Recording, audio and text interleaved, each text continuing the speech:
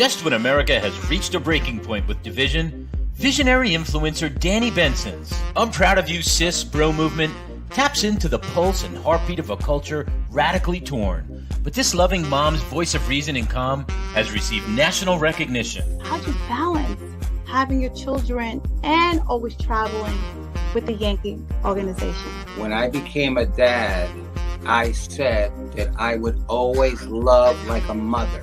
I feel like I have to try certain things or act a different way because I know some people or some kids. So join Danni Benson as she celebrates her special guests on her show and highlights their gifts and contributions to our world.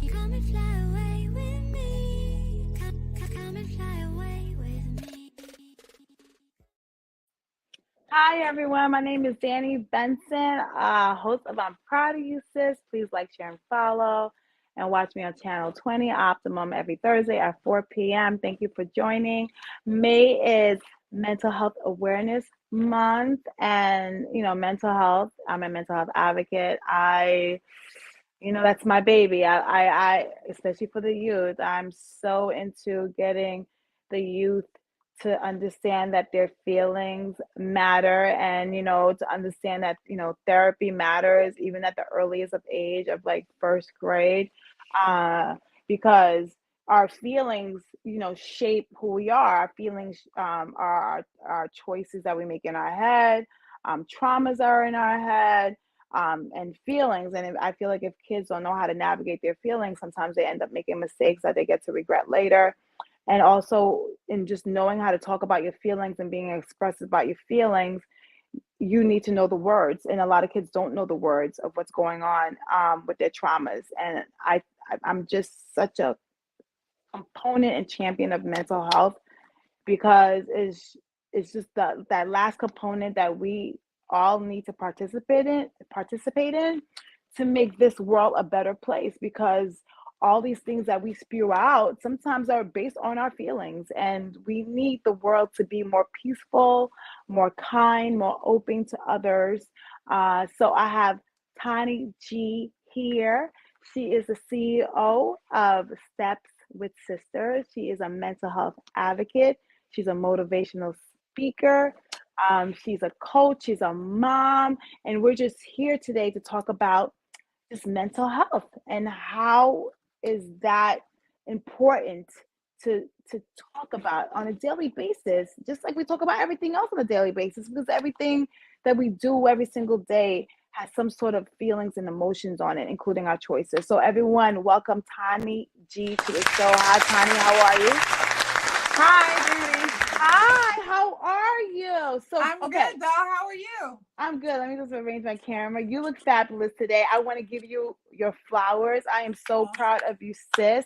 I am proud of what you're doing for the community, and your volunteerism, and especially in the arena of mental health.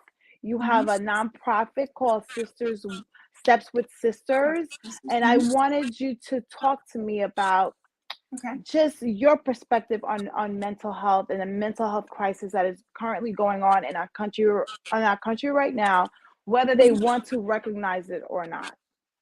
Oh, first, let me just say thank you for having me on your podcast. And this month of May is especially important to me. It is Mental Health Awareness Month. And, as a NAMI peer-to-peer certified trainer, this is something that, I just like to keep the light shine on mental health.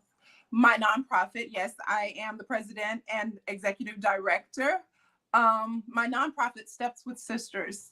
Basically, we are a 501c3 based here in Brooklyn, New York, and we advocate for positive mental health and wellness for women.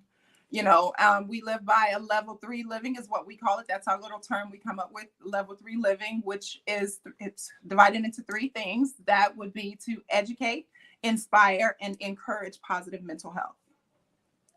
And then what have you seen the mental health trajectory after COVID, the pandemic?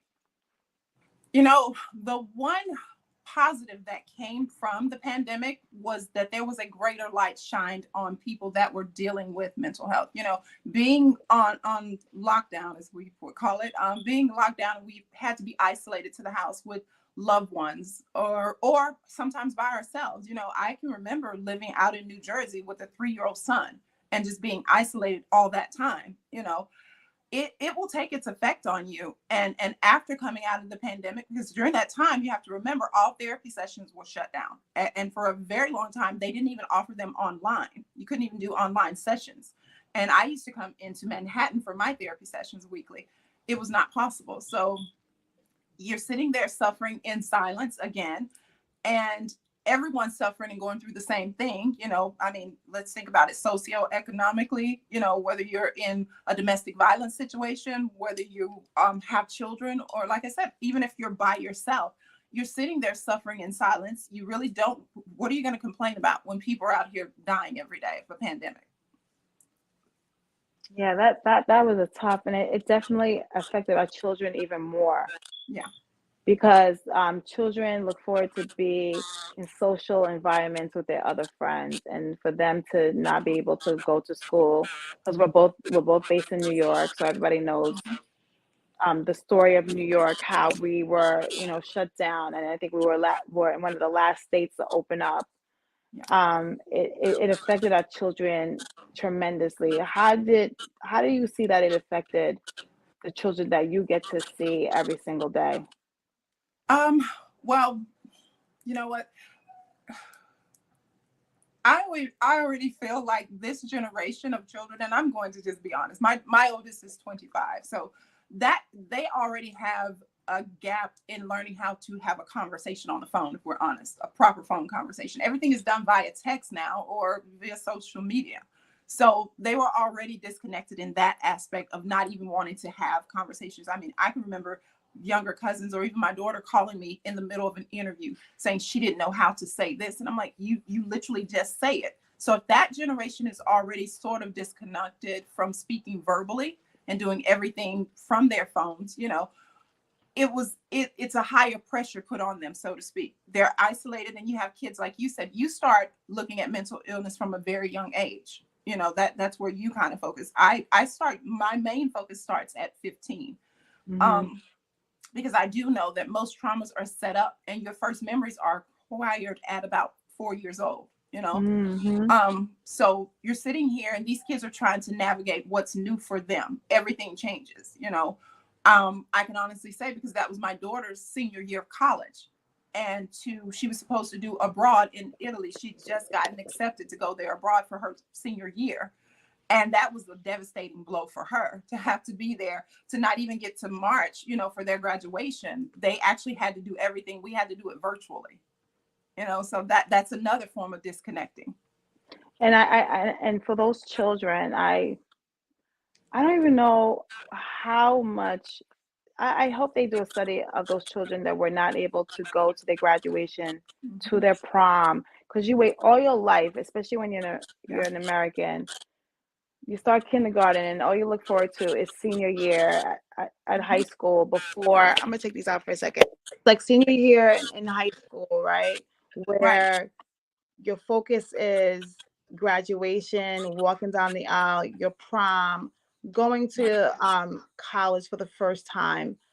I'm trying to figure out what are going to happen to those kids, because I bump into those kids sometime and talk to them, and they're still kind of, some of them are still kind of in a depression of disbelief that they were not able to walk, not able to go to their prom. Even freshman year, a lot of them had to stay at home so they were not able to experience freshman year in college, Right. you know, because that's what everyone looks forward to. What do you think the damage that has been done to that isolated group? I do believe it's a traumatic experience for everyone, but it was more impactful on those children, especially the ones looking to, like you said, prom. That's a major for all of us. We can remember, heck, I can remember going to 2 proms in my senior year, just being happy to go to prom. You know, that's one of the greatest experiences of high school. And then your graduation to decorate your cap, to come across the stage, you know, those things. I remember all those things. And your freshman year is your first time away from your parents, away from home. You just know you're grown in your head, you know. To But that I mean, senior. and just think about this. They didn't even get their yearbook signed. That was like one of the Oh major God, things. yes, remember that? You No, get your they didn't. yearbook, They everyone didn't is get putting that. messages down, signing and saying, But to I watch know. my daughter and all of them have to write their messages online and do everything virtually, like literally, they didn't even, the way they gave their graduation was they showed their picture. Everybody submitted their favorite picture of themselves and they put it up and put up your accolades on the side of it.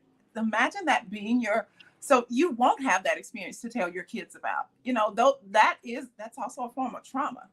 That's very traumatic. I mean, and my daughter, she does that. She's like, I felt cheated out of my college years, my last 2 years of college.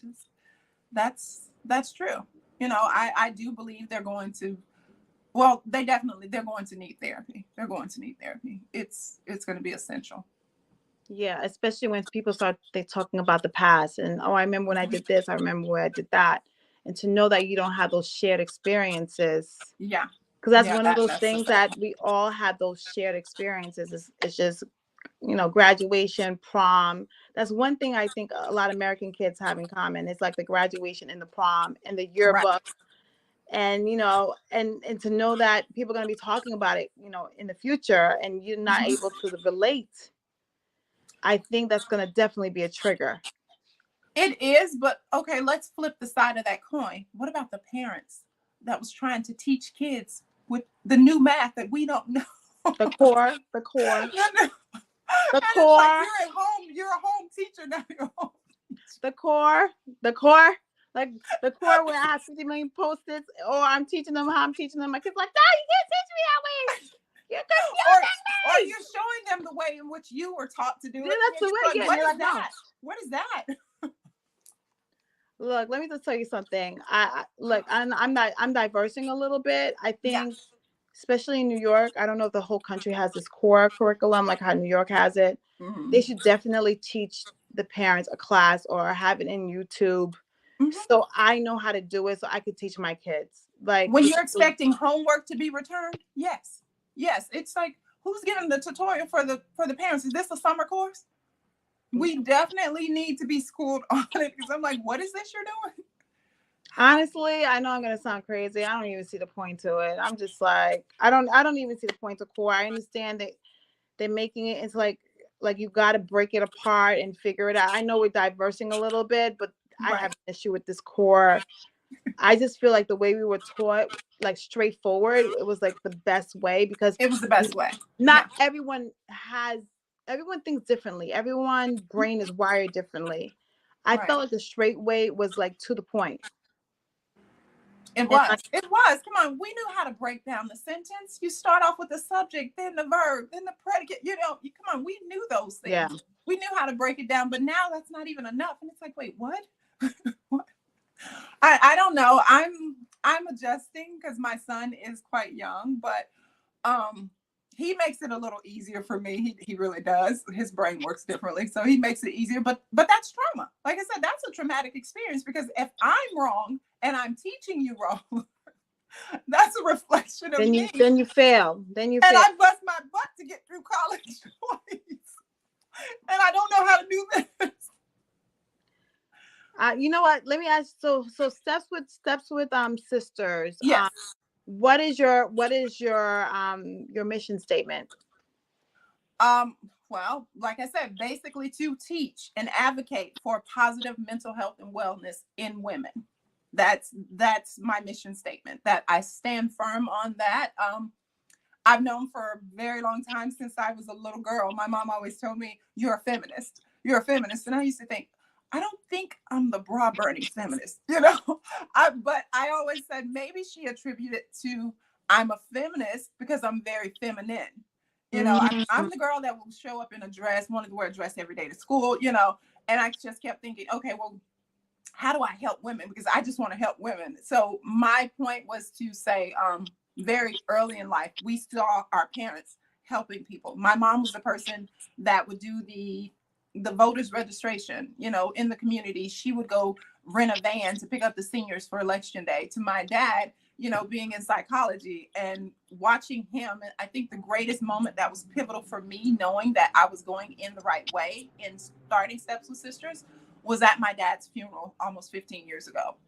And when his clients start walking up to that first row to thank us for giving our dad so much to them, more than we probably felt like we had him, it was just a blessing to see the work he done. I mean, there was one time we were having an event in the backyard and one of his clients walked up to the fence, and you're just kind of freaking out. And, my dad was the person to make sure everybody's safe, go in the house or whatever. But, that just shows you the lineage of greatness you come from, and that when you accept what your purpose is and you learn to stand in it, but you also ask God to lead you so you don't mislead anybody else or hurt anybody in this. Because if I want to encourage positive mental health, I surely don't want to damage anybody else's, No, you're so right. So so in the community, are you also active in the community and trying to spread the message of mental health? Because I know funding for mental health is not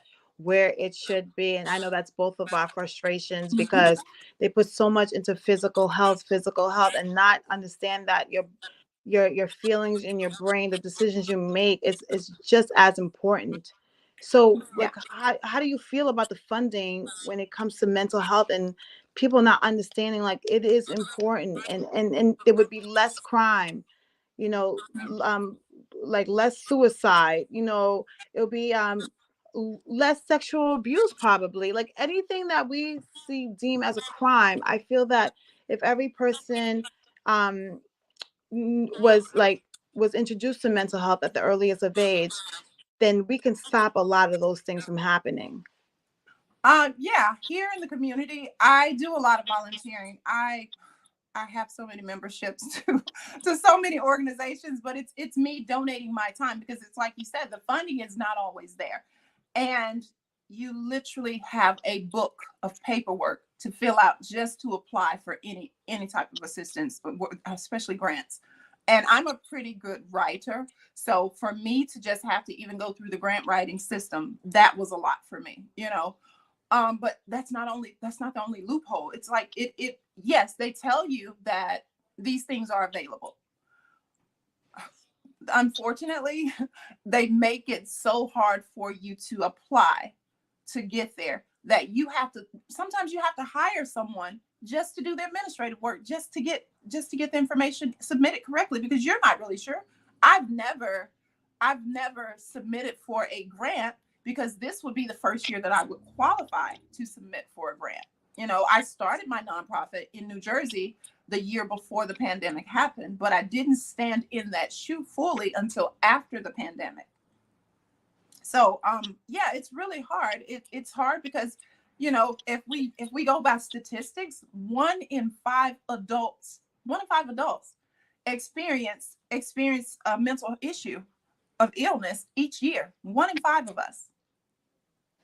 I can get out here and speak until I'm blue in the face. I can volunteer. I can show up. I can pull together a group of friends that we all can sit in a safe space and publicly discuss our traumas, just to stand up, to bring more awareness to it. That's my biggest thing, to keep it on the forefront, to keep people talking about it, to have those conversations. Nobody, it's like you said, you can't physically see that. And if you're not out doing the work, doing the research, nobody's checking for the statistics. Let's be clear. Unless we're out here, you and I, advocating, and more people like us that are pushing this. And I have to think about what the actor Dwayne Johnson said. It's okay not to be okay. It's okay not to be okay. We say, oh yeah, check on your neighbor. All your neighbor has to do is say, I'm fine. You don't ask anything further than that, and they're probably not. You don't know what's going on behind those 4 walls in that door. Yeah, like that's what I mean with mental health. I just feel that it's like the forgotten disease. Yeah, and like you said, going back to our youth, our teenagers, it's 20% of kids aged 13 to 18 that are experiencing mental crisis every year. 20%. And if those mental crises are not being resolved, They're just carrying that emotional baggage, and they're making their choices based on that emotional baggage, which sometimes is not the greatest result. Sometimes it's not the best decision. Sometimes it's decisions that might get them into trouble. So, I mean, what can we do as um what can we do to make a difference? Because I still don't understand why is it so hard for insurance companies to understand that you have to cover those sessions.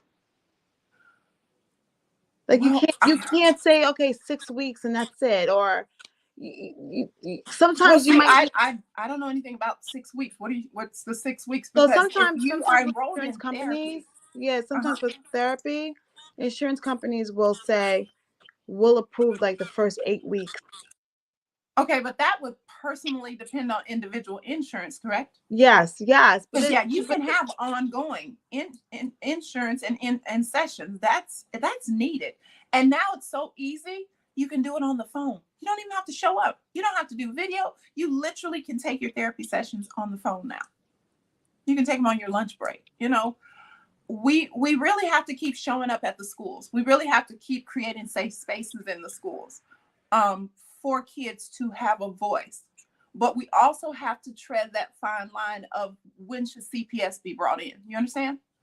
There a trauma, a simple trauma at home is a child coming to school acting out in anger simply because they're hungry. They don't have food at home. Who are they going to feel comfortable coming to school to say that to? You know, that's an embarrassment, number one, for that kid. And they're dealing with that. They're dealing with the hunger. They're dealing with, and sometimes it's not a parent purposely neglecting. Understand, these parents are caught, some of them are caught in a mental spiral themselves, and they're just barely waking up every day. We have to think of better ways. You know, I'm the person to go and speak at a church, speak at a school. We discuss these things once a month at the United Nations. We mental health matters. We have to keep showing up and knocking doors down and asking, hey, what are you doing? Don't show me a number on paper, or don't give me a number and I see nothing from that number. You understand? No, I That's all we can definitely. do. And don't talk about it and not be about it and do something about Mhm. it. You know, because Yeah. we see how much it's affecting our children. And my goal is to destigmatize mental health. My goal is like not destigmatize mental health, but to destigmatize going to therapy and getting help. Like, you're not crazy. Like, people think you only go get help if you're crazy. You're Right. not you're not crazy if you want to get help. Sometimes you need help just to manage your feelings, your thoughts. Mhm. Sometimes you need help because you're going through a tough time in your life, and you might not have a support group. You might not have someone to talk to. And even if you do, doesn't mean that they can give you the best advice, right? True. True. So sometimes it's good to go sit to somebody who is, who's a professional, when you talk to them, you know that whatever you share with them is between you and them. Yeah. Because That's that's that the safe thing space. too. Yeah. It's that Yeah. safe place, because you could be talking to your friends, and then you turn around, your friends are telling somebody else. Unfortunately. Yeah. Unfortunately. You know, and sometimes I'm going to take it back to the 13 to 18-year-olds maybe, but on up, 13 on up. Sometimes you don't even realize you're dealing with anxiety or depression. You don't know. In your head, nothing looks different, you know? And it's like you said, you think it's as simple as maybe I'll call a girlfriend and talk to her about it, whatever. And then all of a sudden you hear someone else bring something up in a whole nother conversation or something else, you know? And there goes that safe space. So you're sitting there just processing and piling on. And you and I both know, as women, as mothers, we sit and try to fix all and do all for everybody around. I don't care what the favor is. I'll figure out how to get it done. You know, it's just, I've come to learn as of January 1 of this year, no is a complete sentence. You can put a period, an explanation point, but you cannot put a question mark. If I say no, no is it. And no is creating boundaries too. Yes, Yes, and it's much needed. Like I said, we don't know what headspace, but also when people feel like they don't have those, they don't know where to go for the therapy. Let's start there. That's where people like me come in. If you don't know where to go, I'll help you find the resource. I'm quick to give someone my number and say, hey, reach out to me. Let's have a discussion, and I'll make some phone calls. Now, it's only up to so far I can go because they personally want information. But as long as I can make the connection, and if that's not the right person for you, let's get somebody else on the line, because it has to be catered to what works for you. Because everybody doesn't understand, number one, our plight. Let's be honest. All therapy is not for everybody. You have to find what works for you. Well, give me your handles right now while we're talking about, your nonprofit. I want everyone to know how they can get in touch with you and speak to you, and maybe have you, coach them or come to a panel or talk or come to one of their events as a motivational speaker. Because, I am so proud of you, sis. I'm very proud of what you're doing for the community. Mental health is like one of those things that, we don't like to really talk about, because it seems like it's a sign of weakness when you talk about your feelings or what you're going through. But we could talk about a broken leg. We could talk about we have diabetes. We could talk about a heart attack. We could talk about breast cancer. We could talk about anything that's physical. We have no problems talking about it. It's accepted. People don't think you're crazy. But as soon as it's something that has to do with your mind, it's a problem. Yeah, not only do we mentally shut down, sometimes we're physically shut down by others. That's something. I can be reached on Steps with Sisters Inc. on Instagram. My Twitter's the same, as well as my Facebook. It's that simple, Steps with Sisters Inc. Just don't forget to put the ink on there. And if I could just say, as we navigate this month of mental health awareness, and beyond, let's just continue to break down the barriers. Let's silence the stigma and have the conversations and just support one another. Every one of us are on a mental health journey. We're humans. Every one of us. Not everyone is firsthand experiencing mental illness, but you may be a person that's secondhand. That means you're the caretaker of that person. You stand in your own trauma because you're still trying to catch that. We just got to stand together and just know we can make a difference when we create access, number one. And we have to hold people accountable, saying, oh, we have access. Let just put your money where your mouth is what my mom used to say. We have to hold people's feet to the fire and say, show us this access. How do we get this access? But also make it easier. Because like I said, if I have to hire administrative team to help me get applications filled out, that's a problem. Come on, it doesn't have to be that rigorous. It really doesn't. Yeah, no, that's definitely a problem. So I feel like everyone should have access to the care and understanding. It's not only about care, but it's also about understanding that they deserve. That's how I feel about it. In your perfect world, how would you want to see how mental health is being handled in our country? Wow. In my perfect world, I want us to not just be a voice, but I want us to use empathy, no matter what our positions are. You understand? I don't care if you're an officer. I don't care if you're clergy. I don't care if you're a teacher. I don't care if you're an advocate like me. Let's use empathy. Empathy is going to be the biggest component in the first step of acknowledging mental health and awareness. Then we would have access to not only what you would say is the adequate health care, but like I said, the insurance, it shouldn't be that hard, because when you said some places only offer 6 sessions, that's insane to me. There's an egregious amount of money tied up in the insurance system where one should be able to get the help they need, even if you can't see that they physically need it. To me, in a perfect world, we would have more empathy for one another and just come together and help. It's more than just opening your mouth to say, oh, we're doing this. Okay, no. We have to be boots on ground and just show up. Just show up. And like I said, taking it a step further than when you ask a loved one or a friend, how are you today? And they say, I'm fine. Offer to go for a walk. Offer to do a video chat. You know, sometimes it's a lot easier if you can just lay eyes on that person, is what they say in the South. If you can see them, you can see a person's demeanor, their body language. You can, if it's like this, you can see their surrounding. You understand? Mm-hmm. I feel like it's just having empathy to take one step further. And it's not, people want to say it's being nosy. It's not being nosy. I think it's showing compassion and genuine care for other people. Yeah, I think so too. Like, you have to dig in. Even when someone says they're fine, you have to follow up with another question. Yeah. Especially if you feel that maybe they're not fine. Yeah, You know, exactly.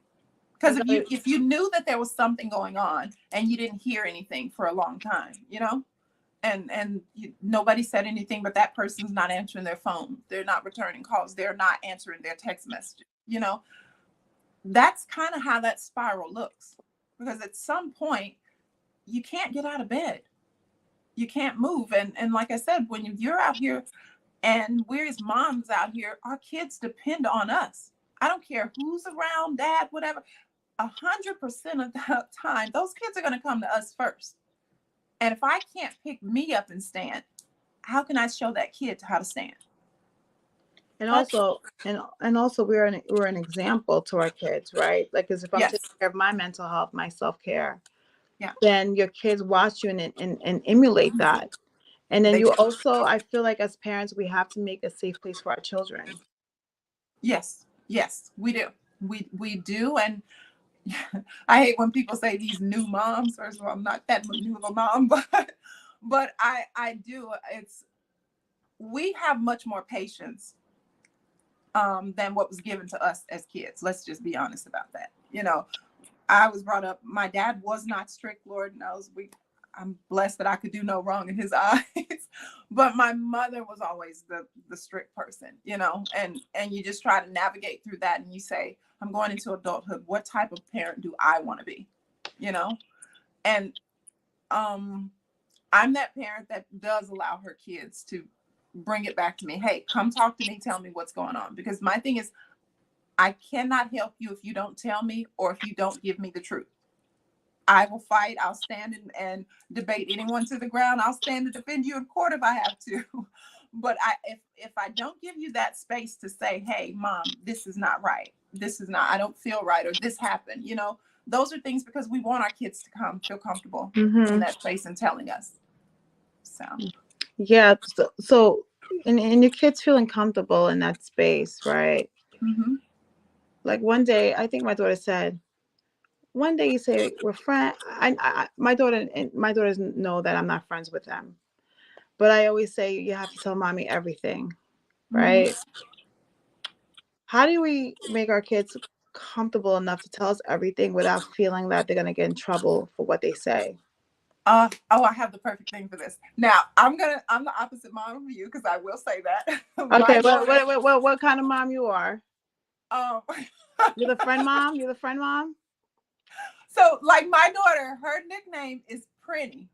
It started out as Friend. So it started out as Priend, like my princess and friend. Her, as a little girl, I called her Priend. Oh, so wow. As she got older, it's Prinny, just Prinny. Prinny, just Prinny. But I've always been that mom. I know it's bad. I know my family and friends look at me like, what now? But it's also a thing I teach them: respect. Number one, I need you to respect me. Then respect yourself. And I stand under what my grandmother taught us. You better not go out of that door and embarrass me.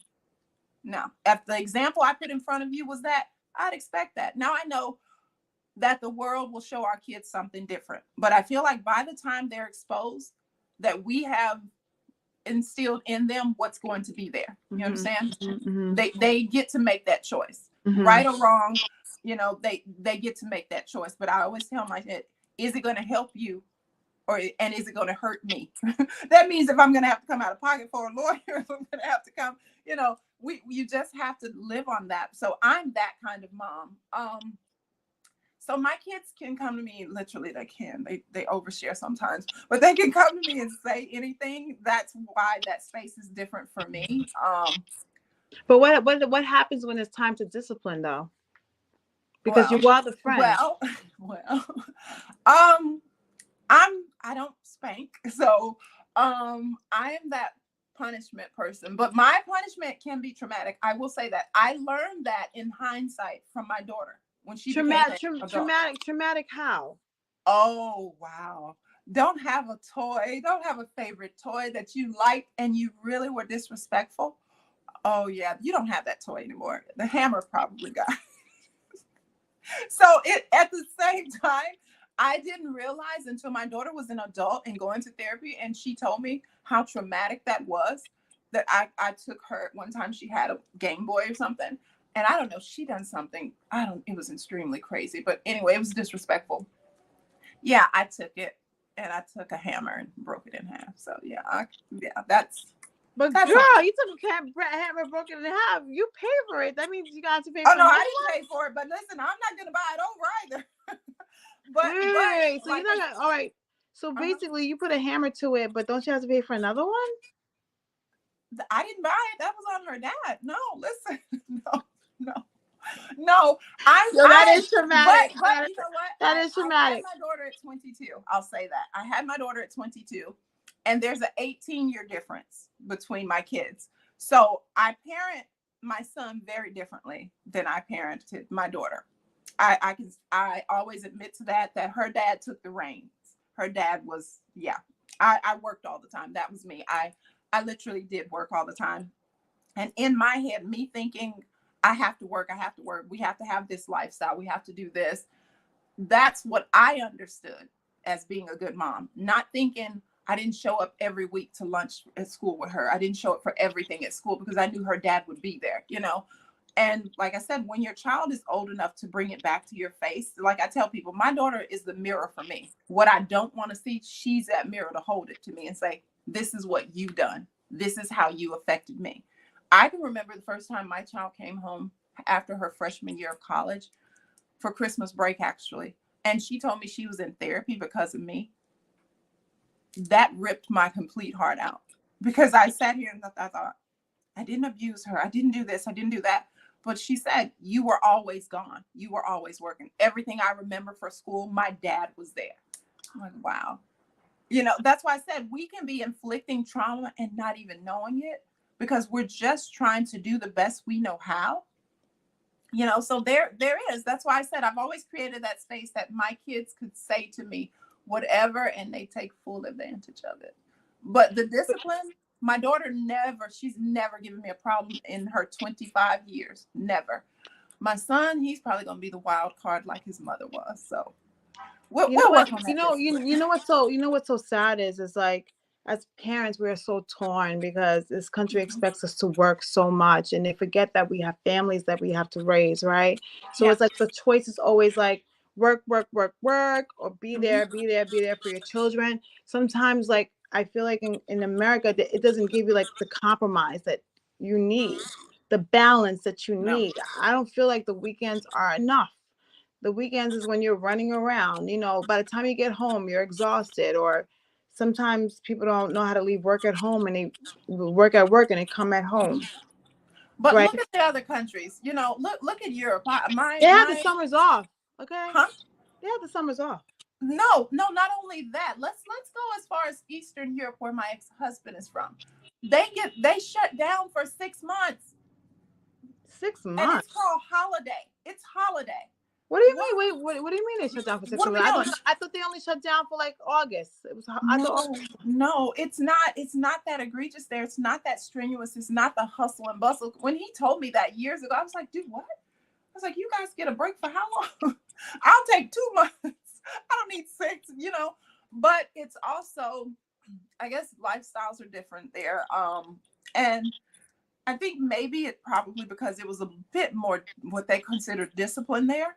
that they probably were already prepared for this. You worked to build up this to take this time away, you know, and it's not mandatory. It's a choice you get, but it's not, you're not made to have to go in there 365 days a week, you know, because even when our kids get the summers off, we don't, you know, we're still trying to pivot and pick up the pieces and prepare for the next school year to start. You know, it's, I don't know, grace is not always extended. No, but I just feel that what contributes to our kids' mental health too is this sometimes us not being able to like really be there for them. Yeah.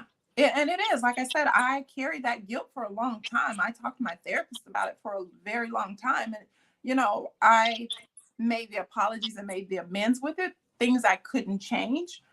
But when you're just out here trying to figure out what parenting is, you don't know. You don't know when you're thinking, I'm not the mom that we don't my get mom was. there's no manual. There's not.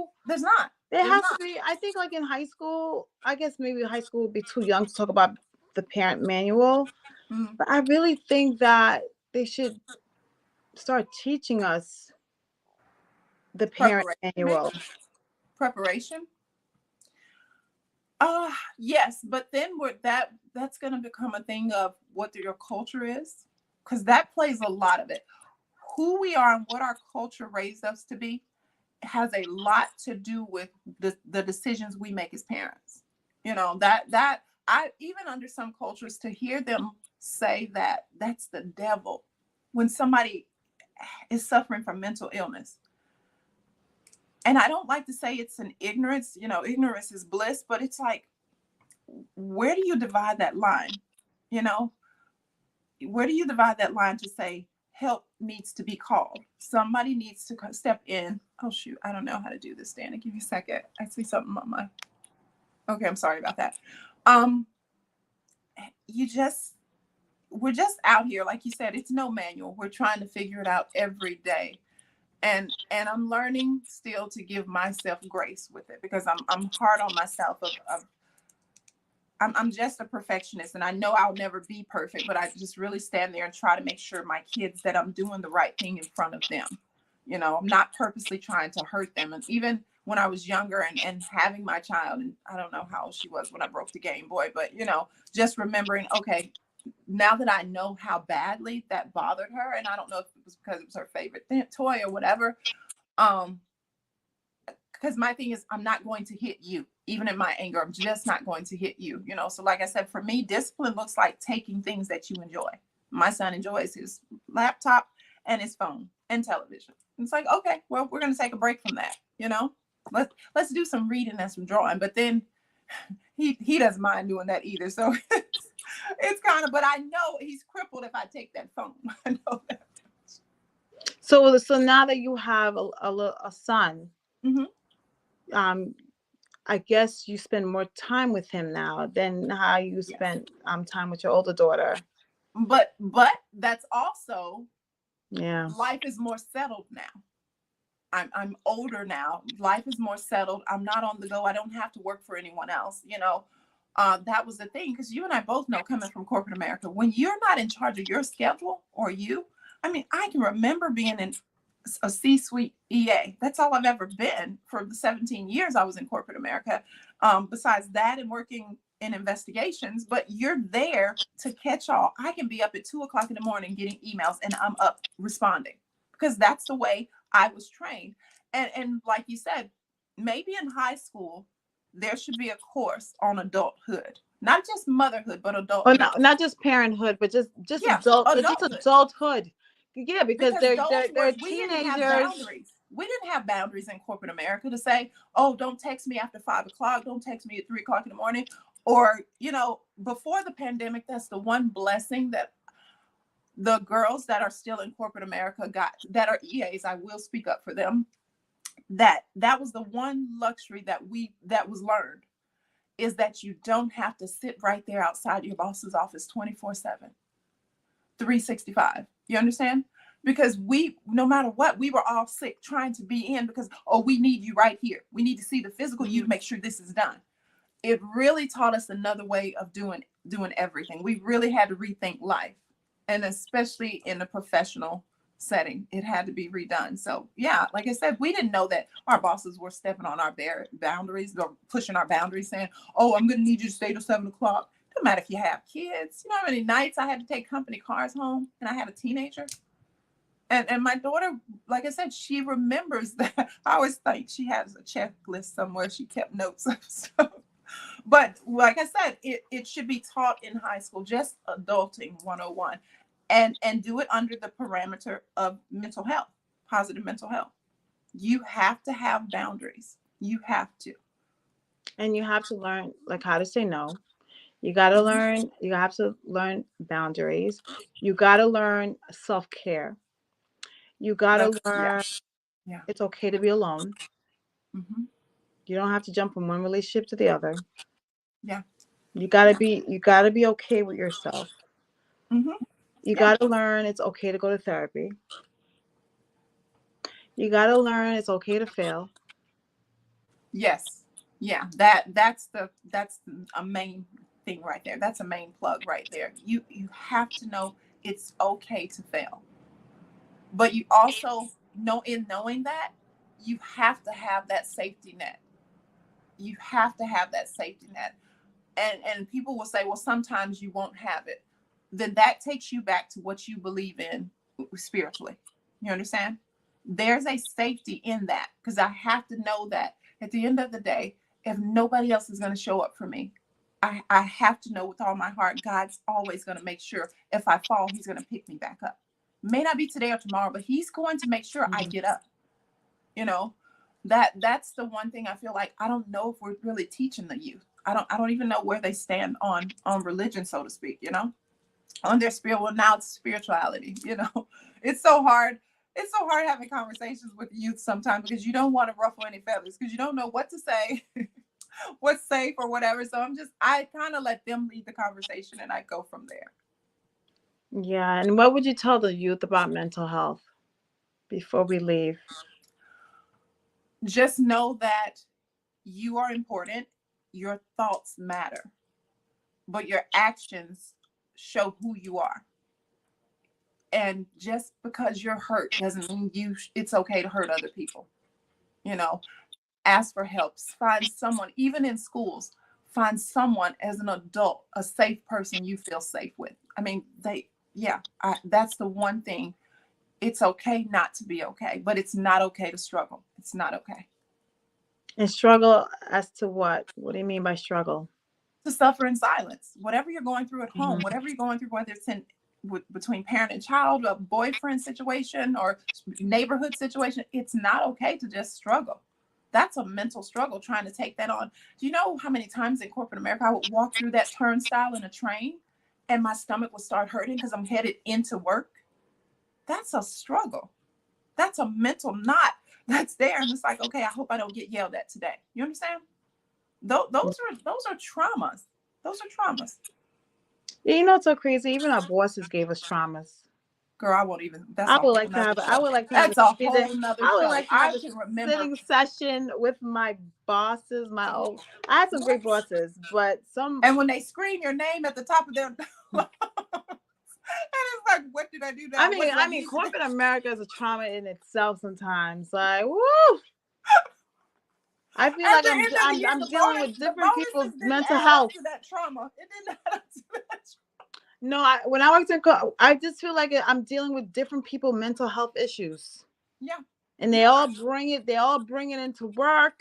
Mm-hmm. You're wondering why this person's doing this, why this person's saying this, why are you like this? Like, this is why I think mental health is so important. Like, people really need to figure out the whys in their life. Like, why am I like this? I remember what you asked me and I didn't answer. You said, how do you get your kids to create that relationship with you? One of my great friends, I'll let him talk about this at a later time.